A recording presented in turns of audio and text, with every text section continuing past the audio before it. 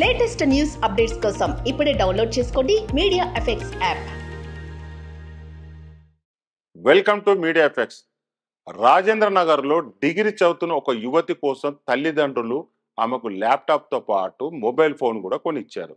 అయితే వాటిని చదువు కోసం కాకుండా ఆన్లైన్ గేమ్స్ కోసం యువతి వాడుకుంది. లాభాల కంటే నష్టం ఎక్కువగా ఉండడంతో తీవ్ర అప్పుల్లో కూరుకుపోయింది. ఎలాగైనా సరే అప్పులు తీర్చుకోవాలని భావించిన యువతి ఇంట్లో ఉన్న నగదు బంగారాన్ని దొంగిలించాలని నిర్ణయించుకుంది. తల్లిదండ్రులు బయటికి వెళ్ళిపోగానే ఇంట్లో ఉన్న బీరువాలో దాచుకున్న నగదు మొత్తాన్ని దోచుకుంది. తిరిగి ఎవరికి అనుమానం రాకుండా బట్టలు మొత్తాన్ని చెల్లు చెదురుగా పడేసింది.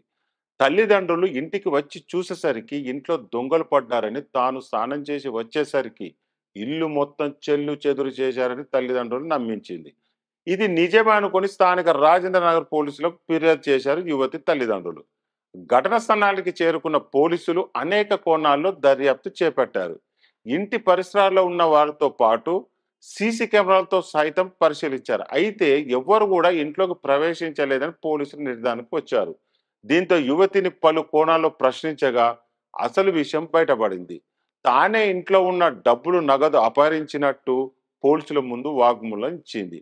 యువతి స్టేట్మెంట్తో ఒక్కసారిగా పోలీసులతో పాటు తల్లిదండ్రులు సైతం అవాక్కయ్యారు. యువతి ప్రవర్తన చూసిన పోలీసులు ఆమెను తల్లిదండ్రుల సమక్షంలోనే కౌన్సిలింగ్ ఇచ్చారు. ఎవరు కూడా ఆన్లైన్ గేమ్స్ ఆడి డబ్బులు పోగొట్టుకోవద్దని సూచించారు.